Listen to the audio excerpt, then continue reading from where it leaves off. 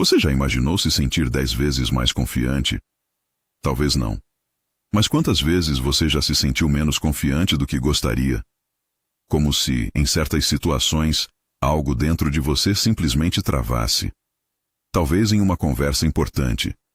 Talvez em um grupo de pessoas. Ou naquele momento em que você sabe exatamente o que poderia dizer, mas começa a pensar demais e acaba ficando em silêncio. E então algo curioso acontece. Enquanto você ainda está pensando no que falar, outra pessoa entra na conversa, diz poucas palavras e parece completamente segura. Como se tivesse uma confiança natural. Como se nada ali fosse capaz de abalar sua postura. O curioso é que, na maioria das vezes, essa pessoa não é necessariamente mais inteligente, nem mais preparada. Ela apenas desenvolveu algo que a maioria das pessoas nunca aprende. Uma forma diferente de conduzir a própria mente.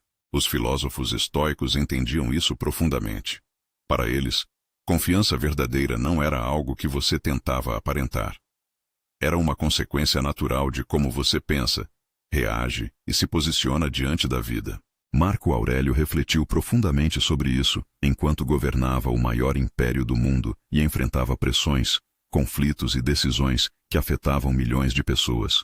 E em seus escritos privados, ele descreveu atitudes simples, mas capazes de transformar completamente a maneira como alguém se comporta diante do mundo. E o que é revelador sobre esses escritos é que eles não foram feitos para impressionar ninguém. Eram notas de trabalho.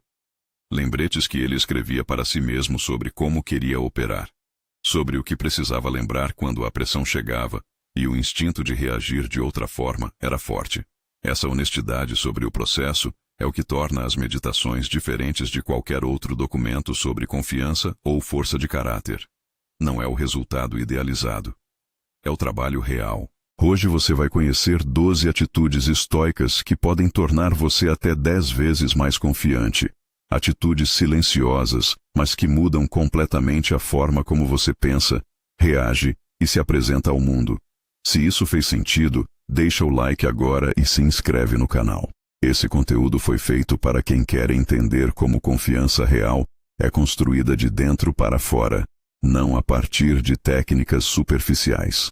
Agora vamos às 12 atitudes. Antes de entrar nas atitudes, vale entender uma coisa sobre confiança que a maioria das pessoas nunca parou para examinar. A maioria das pessoas associa confiança com ausência de medo, com não sentir insegurança, com ser a pessoa que entra num ambiente e não se preocupa com o que os outros pensam. E então, quando sentem medo ou insegurança, concluem que não têm confiança, que é algo que não possuem, que talvez nunca venham a ter. Os estoicos entendiam confiança de forma completamente diferente. Para eles, confiança não era a ausência de estados difíceis. Era a relação que você tinha com esses estados. A pessoa verdadeiramente confiante sente insegurança, sente o peso de situações difíceis, sente a vontade de recuar. E escolhe avançar de qualquer forma, não porque não sente nada, mas porque desenvolveu uma âncora interna que não depende da aprovação de ninguém ou da ausência de desconforto para permanecer estável. Essa distinção entre ausência de medo e âncora interna é fundamental para entender por que as abordagens comuns ao desenvolvimento de confiança frequentemente não funcionam a longo prazo. A maioria busca eliminar o medo através de exposição repetida ou técnicas de reframing, esperando que com o tempo, as situações difíceis deixem de produzir os estados que produzem. E às vezes funciona parcialmente. Mas o medo é uma resposta adaptativa do sistema nervoso que não desaparece permanentemente. O que muda com a prática estoica não é a intensidade do estado, é o poder que ele tem de determinar o comportamento. É essa âncora que as 12 atitudes constroem. E antes de revelar a primeira, existe algo que precisa ser nomeado. Nenhuma das 12 é sobre aparecer confiante. São todas sobre ser confiante. A diferença entre os dois é enorme na prática, mesmo que seja difícil de articular na teoria. Aparecer confiante é uma performance que exige energia constante para ser mantida, e que colapsa quando a pressão aumenta além de certo ponto. Ser confiante é um estado interno que persiste mesmo sem esforço ativo, porque está ancorado em algo que não depende de condições externas para existir. Os estoicos perseguiam o segundo com uma consistência que as meditações documentam. E é o segundo que as 12 atitudes estão desenhadas para construir. Existe também algo sobre o processo de construção dessa confiança que os estoicos entendiam. Confiança não é construída primariamente pela acumulação de sucessos externos. É construída pela acumulação de atos de integridade consigo mesmo. Cada vez que você agiu de acordo com seus valores, quando era mais fácil não agir. Cada vez que você manteve uma posição com clareza quando havia pressão para recuar. Esses atos repetidos ao longo do tempo são o material de que a confiança real é feita. E aqui está algo que vai mudar como você ouve o que vem a seguir. As 12 atitudes não são técnicas de comunicação. São práticas de pensamento que, quando instaladas, mudam a forma como você experiencia situações antes de você dizer uma única palavra. Existe um caminho de aprendizagem construído diretamente sobre as práticas que Marco Aurélio documentava para desenvolver essa ancoragem interna, com mais de 20 módulos baseados nas meditações e nos ensinamentos de Epicteto e Sêneca, um desafio de 45 dias e áudios de reprogramação que trabalham as camadas mais profundas da relação entre identidade e aprovação. Mais de 2.000 pessoas já percorreram esse caminho. O link está na descrição. Mas siga aqui porque as 12 atitudes são o núcleo do que transforma isso na prática. A primeira atitude é ancorar a identidade no caráter, não na aprovação. Esta é a mais fundamental das 12, e a que mais diretamente separa a confiança estoica da confiança baseada em performance. A pessoa cuja identidade está ancorada na aprovação dos outros vive em estado de vulnerabilidade constante. Qualquer sinal de desaprovação, um olhar diferente, um comentário casual, um silêncio onde esperava resposta, pode alterar o estado interno de forma significativa, e essa alteração é sentida como ameaça à identidade, não apenas como informação sobre a situação. Marco Aurélio escreveu sobre isso com uma clareza que ainda hoje incomoda pela precisão. Quanto tempo você vai gastar preocupado com o que pessoas que você mal conhece pensam sobre você? Essa pergunta não era retórica. Era o reconhecimento de que grande parte da insegurança humana vem de uma dependência da aprovação que nunca foi conscientemente escolhida, mas foi instalada progressivamente ao longo da vida. Existe uma forma de mapear onde essa dependência está mais ativa na própria vida. Pense nas situações em que você se comporta de forma diferente dependendo de quem está presente. Onde você é mais cauteloso, mais reservado, mais propenso a verificar a reação antes de agir. Essas situações são o mapa de onde a identidade ainda está ancorada na aprovação externa, em vez de no caráter interno. Não como julgamento, como informação sobre onde o trabalho está. A atitude estoica não é indiferença ao que os outros pensam. É a recusa de deixar o que os outros pensam determinar o valor que você atribui ao próprio comportamento. Você pode considerar o ponto de vista alheio sem precisar da aprovação alheia para agir. A atitude estoica é transferir o ponto de ancoragem da identidade da aprovação externa para o caráter interno. O que você faz quando ninguém está olhando? Como você trata pessoas que não têm nada a oferecer? O que você escolhe quando a escolha certa é a mais difícil? Essa ancoragem no caráter cria uma estabilidade que a aprovação nunca pode criar, porque ela não depende de nada externo para existir. A transição de uma âncora para outra não acontece de uma vez. Acontece gradualmente, à medida que evidências de caráter vão sendo acumuladas. Cada vez que você agiu de acordo com seus valores, quando havia pressão para não agir. Cada vez que você foi honesto quando a desonestidade seria mais conveniente. Cada vez que você manteve uma posição com clareza quando recuar seria mais confortável. Essas evidências, invisíveis para os outros, mas perfeitamente visíveis para você, são o material de construção da âncora estoica. A maioria das pessoas tenta construir confiança de fora para dentro. Busca validação, conquistas externas, aprovação, esperando que o acúmulo dessas coisas eventualmente crie uma segurança interna estável. E às vezes funciona temporariamente. Mas como está ancorada em algo externo, é permanentemente vulnerável ao que acontece do lado de fora.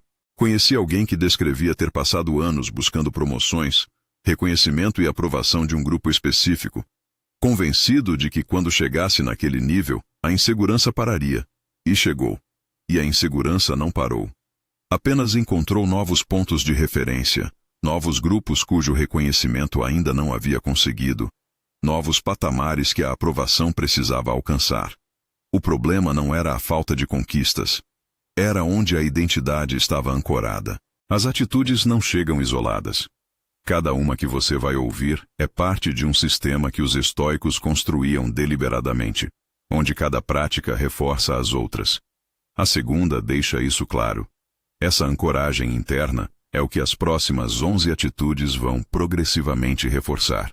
E a primeira forma como ela se expressa no comportamento cotidiano é a seguinte. A segunda atitude é parar de pedir permissão mental antes de agir. Existe uma forma de insegurança que raramente é identificada como tal, porque acontece inteiramente de forma interna, antes de qualquer ação visível. É o processo de verificar mentalmente se está bem agir, falar, se posicionar, antes de fazer qualquer coisa. Uma espécie de pedido de permissão que a pessoa faz para si mesma, mas que na verdade está fazendo para um julgador imaginário que representa o que acredita que os outros vão pensar. Marco Aurélio identificava esse mecanismo com precisão. A pessoa que precisa de permissão interna para agir ainda está operando sob o governo do julgamento alheio, mesmo quando está sozinha. E essa dependência, que parece apenas um hábito de cautela, é na prática uma forma de terceirizar a autoridade sobre as próprias ações para outros que muitas vezes nem estão presentes. A atitude estoica é agir a partir dos próprios valores sem esse processo de verificação. Não impulsivamente, com deliberação, mas sem a necessidade de confirmação interna de que vai ser bem recebido. Essa distinção entre agir deliberadamente e agir com permissão é o que separa a confiança real da performance de confiança. Existe uma forma prática de identificar se esse processo está presente na própria vida. Pense nas últimas vezes em que você tinha algo a dizer, mas não disse, ou tinha algo a fazer, mas hesitou. A pergunta é: o que estava acontecendo internamente naquele momento? Se havia uma verificação sobre como seria recebido, sobre se era o momento certo, sobre o que os outros pensariam, o processo de pedir permissão estava operando. Não como fraqueza moral, como hábito instalado que precisa ser reconhecido antes de poder ser trabalhado. Epicteto ensinava que a liberdade real não é a ausência de restrições externas. É a ausência da necessidade de aprovação externa para agir de acordo com o que você acredita. E essa liberdade que ele desenvolveu como escravo sem liberdade física é acessível a qualquer pessoa que decida parar de pedir permissão mental para ser quem é. Me conta nos comentários. Você consegue reconhecer esse processo de pedir permissão mental antes de agir? Comenta aqui. Eu leio todos. E aqui chegamos a uma atitude que vai diretamente contra o instinto de quem está trabalhando a confiança. Porque o instinto é falar mais, aparecer mais, demonstrar mais. Marco Aurélio ensinava o oposto. A terceira atitude é usar o silêncio como posição de força, não de fraqueza. A maioria das pessoas que se sente insegura em conversas tenta compensar essa insegurança preenchendo o silêncio. Fala mais do que o necessário. Explica quando não foi pedido para explicar. Adiciona qualificações às próprias afirmações antes que alguém as questione. E o paradoxo é que esse excesso de fala, que tentava comunicar confiança, comunica exatamente o oposto, que existe insegurança que precisa ser coberta com palavras. Os estoicos tinham uma prática específica em relação ao silêncio que vai diretamente contra o instinto da maioria das pessoas inseguras. Epicteto escreveu que a primeira prática do filósofo em uma conversa é ouvir mais do que falar.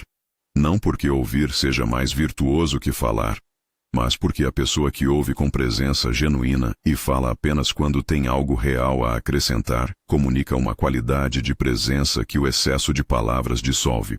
Existe um efeito específico que o silêncio deliberado tem em conversas que a maioria das pessoas inseguras nunca experimenta porque preenche o silêncio antes de ele poder produzir esse efeito. O silêncio após uma afirmação forte comunica que você está confortável com o peso do que disse, que não precisa preenchê-lo com qualificações ou adições, que confia que o que foi dito é suficiente. E essa confiança no silêncio é percebida de forma visceral pelas pessoas ao redor. muitas vezes antes de qualquer análise consciente do conteúdo do que foi dito. Existe também um aspecto do silêncio como posição de força que opera antes de você falar, não apenas depois. A pessoa que não precisa preencher cada pausa na conversa com fala, comunica a presença de uma forma que o excesso de palavras nunca pode. Ela está ouvindo, está processando, está presente na conversa em vez de gerenciando o que vai dizer a seguir. E essa qualidade de presença, raramente nomeada mas sempre percebida, é um dos elementos mais reconhecíveis da confiança real. Isso está fazendo sentido? Deixa o like se você está acompanhando. A quarta atitude é processar críticas sem colapso defensivo. Nada revela a arquitetura interna da confiança de uma pessoa com mais clareza do que como ela responde a uma crítica. A pessoa cuja identidade está ancorada na aprovação vai para a defensiva imediatamente, porque a crítica chega como ameaça. A pessoa com confiança estoica pode ouvir a crítica, avaliar se há algo útil no que foi dito, e responder a partir do conteúdo em vez da ameaça percebida. Marco Aurélio praticava isso em condições extremas. Como imperador, recebia críticas, ataques e opiniões desfavoráveis constantemente, de senadores, de generais, de filósofos rivais. E o que as meditações documentam é um processo consistente de separação entre a forma da crítica e o conteúdo dela. A forma pode ser hostil. O conteúdo pode ter valor. E ignorar o conteúdo porque a forma foi desagradável é perder informação real por causa do ego. A atitude que ele praticava é a que ele documentou. Se alguém pode mostrar que estou errado, estou feliz em ser corrigido.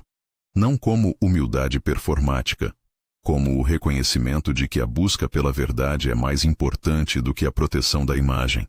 E essa postura, quando genuína, é uma das demonstrações mais poderosas de confiança real que existe. A maioria das pessoas defensivas diante de críticas interpreta a capacidade de receber crítica sem colapsar como fraqueza, como se aceitar a possibilidade de estar errado fosse diminuir de alguma forma. Mas o oposto é verdadeiro para quem observa de fora. A pessoa que pode considerar uma crítica sem se defender, demonstra que sua identidade não está ameaçada pela possibilidade de erro. E uma identidade não ameaçada pela crítica é exatamente o que confiança sólida parece vista de fora. Existe um exercício que essa atitude sugere que é simples de entender e difícil de praticar. Na próxima vez que receber uma crítica, antes de responder, fazer uma pausa e perguntar internamente: há algo verdadeiro no que foi dito? Não há ou não há em qual proporção?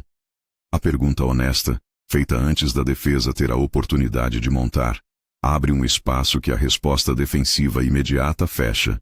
E o que você encontra nesse espaço é frequentemente mais útil do que a defesa que queria montar. Se você ainda não se inscreveu no canal, faz isso agora e ativa o sininho. E aqui chegamos a uma atitude que muda como você é percebido antes mesmo de o conteúdo do que diz ser processado. A quinta atitude é falar com economia de palavras e precisão de intenção. Existe uma qualidade específica na fala de pessoas verdadeiramente confiantes, que é imediatamente percebida, mas raramente analisada. Elas dizem o que têm a dizer sem circunlóquios, sem qualificações excessivas, sem as frases de amortecimento que a insegurança instala automaticamente antes de afirmações. Não porque são brutas ou insensíveis, mas porque confiam o suficiente no que dizem para dizê-lo diretamente. Sêneca escreveu sobre a relação entre clareza na fala e clareza no pensamento de uma forma que revela o que está por baixo do excesso de palavras. A pessoa que usa muitas palavras para dizer pouco não tem clareza sobre o que realmente quer dizer. E a falta de clareza na mente produz falta de clareza nas palavras, que produz a percepção de insegurança, mesmo quando a pessoa tem algo valioso a dizer. A prática estoica é deliberar internamente antes de falar, não durante. Saber o que você quer comunicar antes de começar a comunicar. E então comunicar isso da forma mais direta possível, sem as adições que a insegurança coloca ali para amortecer uma reação que talvez nunca venha. Existe um padrão específico que esse hábito de clareza vai criando ao longo do tempo nas interações. As pessoas ao redor começam a perceber que quando você fala, vale prestar atenção. Que não há preenchimento. Que o que é dito é o que você quer dizer. E essa percepção, construída ao longo de conversas, cria uma autoridade que não precisa ser declarada ou performada. Ela emerge naturalmente de um padrão de comunicação que não desperdicia palavras. Marco Aurélio escrevia nas Meditações sobre a relação entre clareza de pensamento e clareza de expressão, de uma forma que revela o que está na raiz de quem fala com precisão. Clareza de expressão não é uma habilidade de comunicação. É uma consequência de clareza de pensamento. A pessoa que sabe o que quer dizer antes de começar a dizer, geralmente o diz com precisão. A pessoa que ainda está descobrindo o que quer dizer enquanto fala frequentemente usa muitas palavras para cobrir essa incerteza. E as palavras extras não escondem a incerteza. Comunicam ela. As 5 primeiras atitudes trabalham a relação interna com julgamento e aprovação. A sexta torna essa mudança interna visível nas interações cotidianas de uma forma específica. A sexta atitude é não explicar o que não foi perguntado. Essa atitude é uma das mais práticas das 12, e uma das que mais imediatamente muda como você é percebido em interações sociais. A insegurança tem um hábito específico. Explica suas próprias escolhas e decisões antes que alguém questione. Acrescenta contexto onde o contexto não foi pedido. Justifica onde nenhuma justificativa foi solicitada. E ao fazer isso, convida implicitamente um julgamento que provavelmente não teria vindo se a justificativa não tivesse sido oferecida. Marco Aurélio observava que a necessidade de justificar constantemente o que não foi questionado revela uma vigilância interna sobre o próprio comportamento que projeta nos outros um julgamento que pode não existir. É como responder a uma pergunta que ninguém fez, o que inevitavelmente leva quem está ouvindo a se perguntar por que a pergunta precisava de resposta. Existe uma forma simples de começar a trabalhar essa atitude que é menos sobre parar de explicar e mais sobre notar quando a explicação está sendo preparada. Antes de adicionar o contexto que não foi pedido, a qualificação que não foi solicitada, a justificativa que ninguém esperava, há um momento breve em que a explicação está sendo montada. Esse momento de preparação é o lugar onde a escolha pode ser feita. Essa explicação está respondendo a uma necessidade real da conversa ou está respondendo a um julgamento imaginário. A pessoa que pratica essa atitude com consistência vai perceber ao longo do tempo uma mudança na forma como suas afirmações são recebidas. As afirmações sem explicação não solicitadas chegam com mais peso do que as cercadas de justificativas, porque a justificativa antecipada comunica implicitamente que quem fala espera que seja questionado. E a expectativa de questionamento é percebida como insegurança sobre o que foi dito, mesmo que o conteúdo seja sólido. Compartilha esse vídeo com alguém que você percebe que justifica muito as próprias escolhas em conversas. A sétima atitude é manter a postura física alinhada com o estado interno desejado. Os estoicos não eram dualistas no sentido cartesiano. Entendiam que o corpo e a mente se influenciam continuamente, que o estado físico afeta o estado mental e vice-versa. Marco Aurélio escrevia sobre a importância de manter a postura e a expressão física de uma forma que refletisse e simultaneamente reforçasse o estado interno que ele buscava cultivar. Existe uma direção que a maioria das pessoas tenta que é o oposto do que funciona. Tentam mudar o estado interno primeiro, esperando que o estado interno correto produza automaticamente a postura e a expressão corretas. Mas a influência funciona nas duas direções com igual eficácia. A postura deliberada pode preceder e contribuir para o estado interno, não apenas segui-lo. Isso não é sobre fingir confiança através de truques posturais. É sobre o reconhecimento estoico de que o corpo e a mente são parte do mesmo sistema, e que cultivar um sem cultivar o outro é trabalhar com metade dos recursos disponíveis. Existe uma distinção que vale fazer sobre o que postura de confiança realmente significa na prática estoica. Não é sobre uma pose específica ou uma expressão facial calculada para impressionar. É sobre a ausência das posturas defensivas que a insegurança instala automaticamente. Os ombros curvados para dentro, o olhar que evita contato, o corpo que ocupa menos espaço do que tem disponível. Essas posturas não são neutras. São a expressão física de um estado interno que as reforça enquanto as mantém.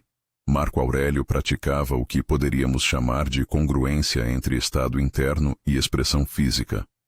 Não performar algo que não sentia, cultivar o estado interno que queria expressar, e deixar que a expressão física emergisse naturalmente dele, e cultivar o estado interno através de práticas que também incluíam a dimensão física.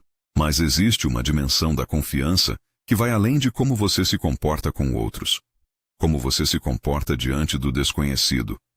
A oitava atitude é aceitar a incerteza sem paralisar diante dela. Grande parte da insegurança que as pessoas experienciam não vem de situações objetivamente ameaçadoras.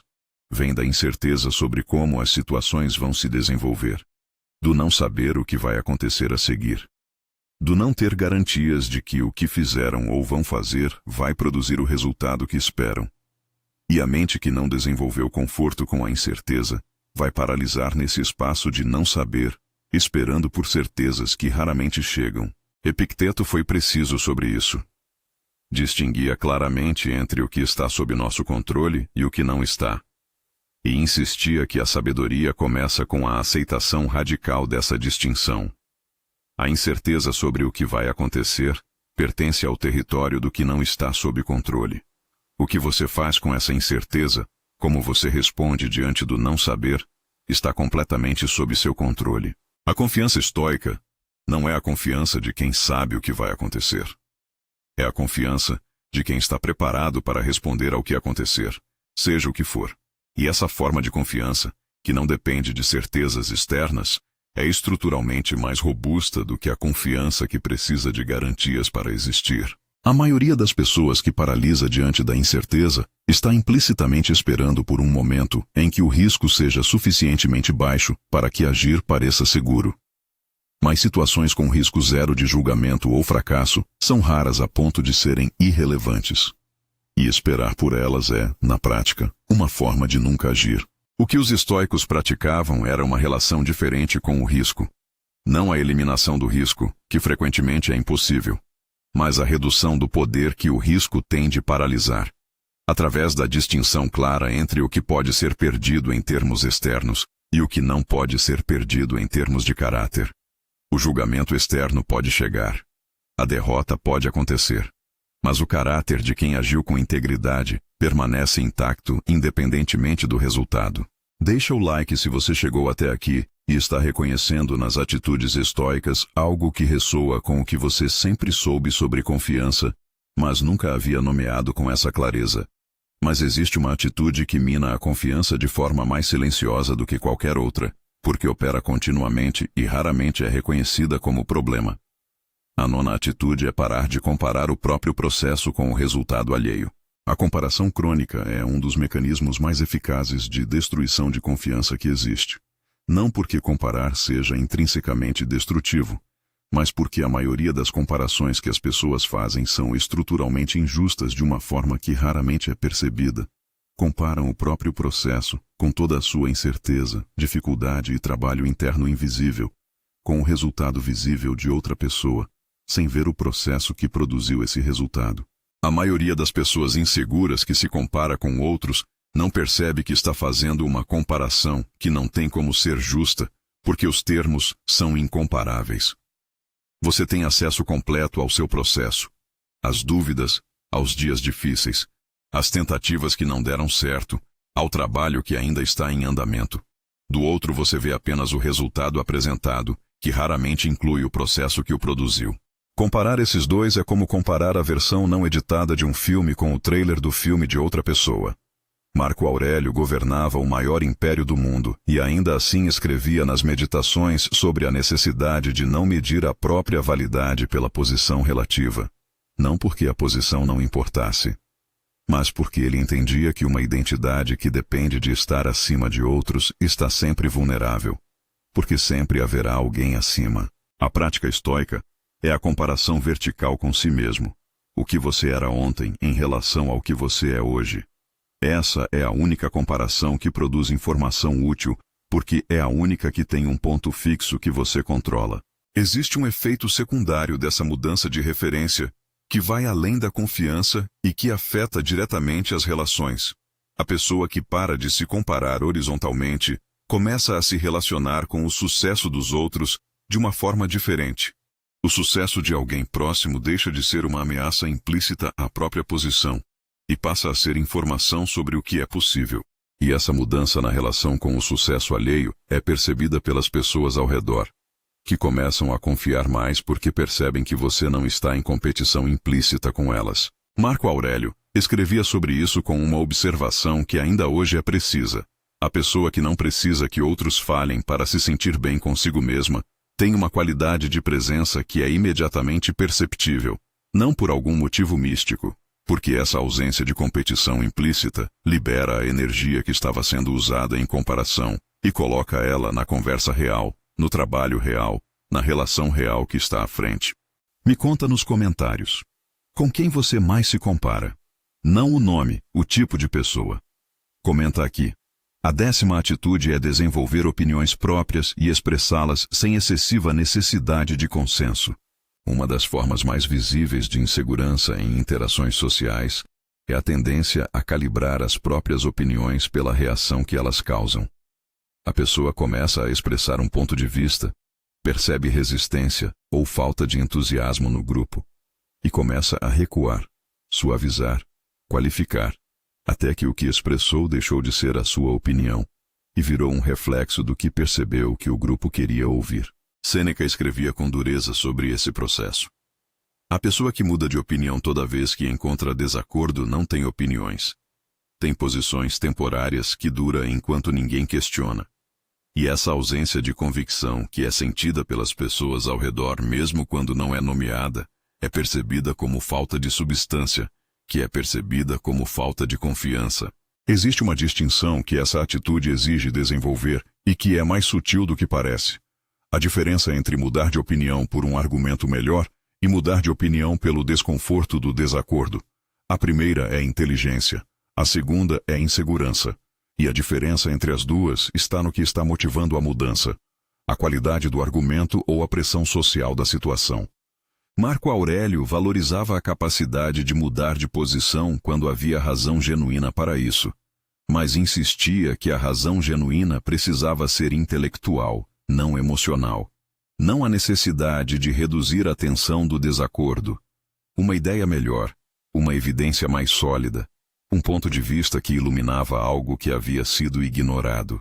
A atitude estoica é desenvolver opiniões através de pensamento genuíno, expressá-las com clareza, e manter a abertura de revisá-las, se aparecer um argumento melhor. Não por pressão social, não por desconforto com o desacordo, por uma razão intelectual real. Essa atitude tem uma consequência que raramente é antecipada. Pessoas com opiniões próprias expressas com clareza atraem mais engajamento genuíno do que pessoas que calibram continuamente suas posições pelo grupo. O desacordo bem fundamentado é mais interessante do que a concordância reflexa.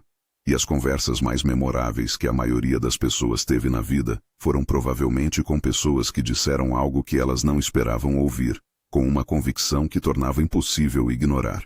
Existe uma jornada construída diretamente sobre os ensinamentos de Marco Aurélio, Epicteto e Sêneca, que trabalha cada uma dessas 12 atitudes de forma estruturada, com mais de 20 módulos práticos, um desafio de 45 dias que instala cada atitude por repetição consistente, e áudios de reprogramação que trabalham as camadas mais profundas de cada padrão.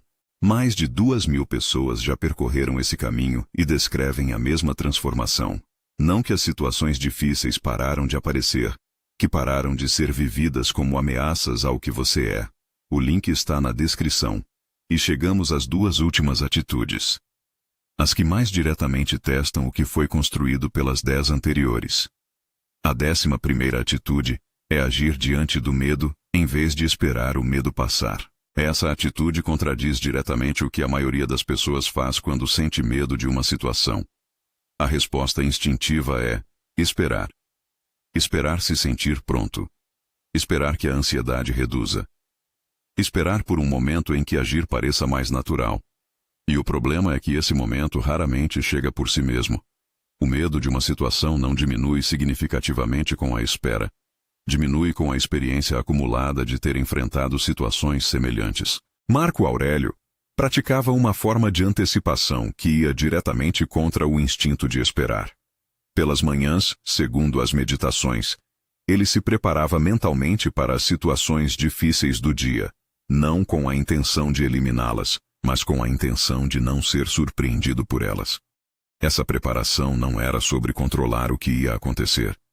Era sobre estar pronto para agir independentemente de como estava se sentindo quando chegasse o momento. Existe um detalhe sobre essa prática matinal de Marco Aurélio que raramente é mencionado, mas que é fundamental. Ele não se preparava para ter sucesso nas situações difíceis. Se preparava para agir com integridade nelas, independentemente do resultado. Essa distinção muda completamente a relação com o medo.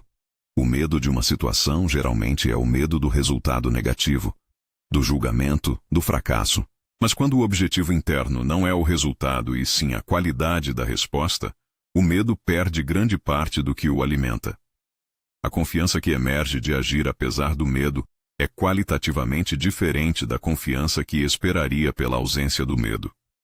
É mais sólida porque foi construída sobre evidências reais de capacidade, não sobre esperança de que o medo eventualmente vá embora.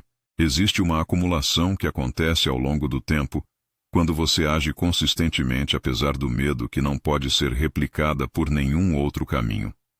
Cada vez que você agiu quando o medo dizia para não agir, produziu uma evidência. E essas evidências acumuladas começam a criar uma narrativa interna sobre quem você é, que é diferente da narrativa que a insegurança havia instalado. Você começa a se ver como alguém que age apesar do medo. E essa mudança de narrativa é o que a confiança estrutural realmente é. Existe uma forma de acelerar essa acumulação que Epicteto praticava, e que vai além de simplesmente enfrentar situações temidas quando elas aparecem. É criar deliberadamente pequenas situações de desconforto, onde o medo pode ser encontrado, e a ação pode acontecer mesmo assim. Não situações extremas. Situações cotidianas onde o instinto de recuar está presente, e você escolhe avançar de qualquer forma. Cada uma dessas escolhas deliberadas é uma evidência mais poderosa do que seria a mesma situação enfrentada por necessidade, porque foi escolhida. E evidências escolhidas carregam mais peso na narrativa interna do que evidências acidentais. E chegamos à última das 12. Aqui, quando realmente compreendida, dissolve grande parte do peso que todas as outras precisam trabalhar. A 12ª atitude é perceber que a maioria das pessoas está demasiado ocupada com os próprios pensamentos para te julgar tanto quanto você imagina. Essa última atitude tem uma qualidade diferente das outras 11 porque opera como dissolução de uma crença que sustenta grande parte da insegurança. A maioria das pessoas inseguras em situações sociais está operando sob a premissa implícita de que os outros estão avaliando-as com a mesma intensidade com que elas estão se avaliando. Como se houvesse um observador externo dedicado a analisar cada palavra, cada pausa, cada gesto, registrando tudo. Marco Aurélio tinha acesso a uma perspectiva sobre isso que poucos têm. Como o homem mais observado do mundo romano, sabia que havia julgamento externo real sobre tudo o que fazia. E ainda assim escrevia sobre a futilidade de viver para esse julgamento, porque ele entendeu algo sobre a natureza do julgamento alheio. A maioria das pessoas está processando seus próprios estados internos, suas próprias preocupações, seus próprios medos. E o que você faz ou diz é apenas um elemento periférico de um processamento que é fundamentalmente sobre elas mesmas. Isso não significa que ninguém repara em você. Significa que o grau de escrutínio que a insegurança imagina raramente corresponde ao grau de escrutínio real. E quando você começa a operar com essa compreensão, o peso que situações sociais têm muda de forma significativa. Existe um exercício mental que Marco Aurélio praticava, e que é diretamente aplicável aqui. Nas situações em que sentia o peso do julgamento alheio, perguntava: quantos desses julgadores vão me lembrar daqui a 1 ano? Daqui a 10 anos? A resposta honesta, quase sempre pouquíssimos ou nenhum, reduzia o peso do julgamento percebido a algo mais proporcional ao peso real. E essa proporcionalidade, recuperada repetidamente, vai progressivamente liberando a energia que estava sendo gasta em resposta a um escrutínio que em grande parte não existia. Agora vale nomear o que conecta as 12 atitudes em algo maior do que uma lista. Todas elas apontam para a mesma direção. A construção de uma âncora interna que não depende de condições externas para permanecer estável. aprovação, certeza, ausência de medo, ausência de crítica, consenso.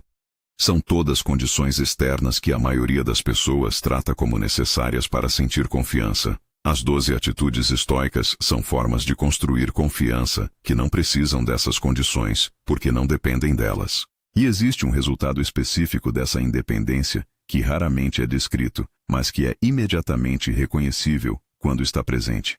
A pessoa com esse tipo de confiança não muda de qualidade dependendo do ambiente em que está. É a mesma diante de um grupo de desconhecidos e de pessoas próximas. É a mesma em situações de pressão e em situações confortáveis. Não porque não sente a diferença entre elas, mas porque a âncora interna não é movida por essa diferença. E aqui está o que conecta essa consistência com as 12 atitudes de forma específica. Cada uma das 12 é uma prática de construção da âncora. A identidade ancorada no caráter é a fundação. As outras 11 são formas específicas em que essa fundação se expressa em comportamentos e escolhas cotidianas. E quando as 12 estão sendo praticadas em conjunto, o que emerge é exatamente essa consistência. A mesma qualidade de presença independente do contexto, que é o que as pessoas ao redor chamam de confiança natural. Nenhuma das 12 requer circunstâncias especiais para ser praticada. Cada uma pode começar hoje, em qualquer conversa, em qualquer situação onde o instinto contrário aparecer.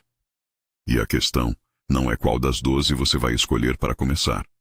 É que qualquer uma que você comece vai criar momentum para as outras. A atitude que você praticar hoje, mesmo que imperfeita, mesmo que o instinto de recuar apareça forte e você a mantenha assim mesmo, vai produzir algo que nenhuma leitura ou reflexão produz: a evidência de que você pode. E essa evidência, acumulada repetição por repetição ao longo do tempo, é o material do qual a confiança estoica é feita.